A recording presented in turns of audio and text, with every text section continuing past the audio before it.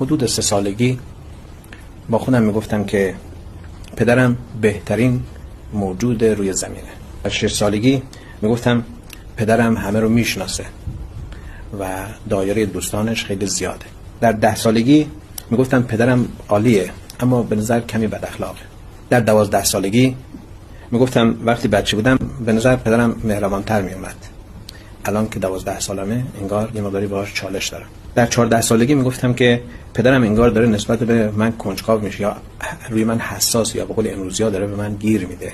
در 16 سالگی میگفتم پدرم اصلا مال دوره ما نیست، مال دوره منقضی شده است، مال زمان گذشته است، ربطی به دوره ما نداره. در 18 سالگی میگفتم با مرور زمان انگار اخلاق پدرم داره بدتر میشه.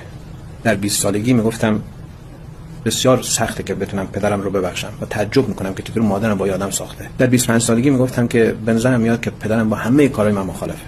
در 30 سالگی میگفتم خیلی سخته که با پدرم به توافق برسیم، مثلا ما حرف همدیگر رو نمیفهمیم و نمیدونم وقتی که پدرم جوان بوده پدر بزرگم چی از دست پدرم کشیده.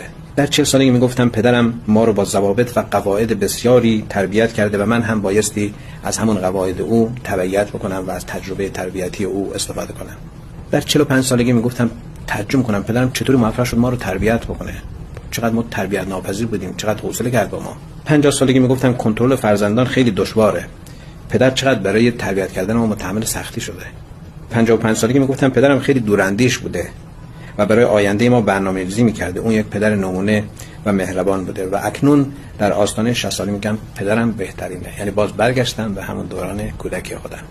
یعنی تمام این دوری رو که همه ما طی می‌کنیم و همه این اتهاماتی رو که به پدرمون میزنیم روزی خواهد رسید که می‌فهمیم او بهترین بوده، ولی دیگه شاید برای خیلی از ما زمان دیر شده باشه. قدر پدرامون رو بفهمیم.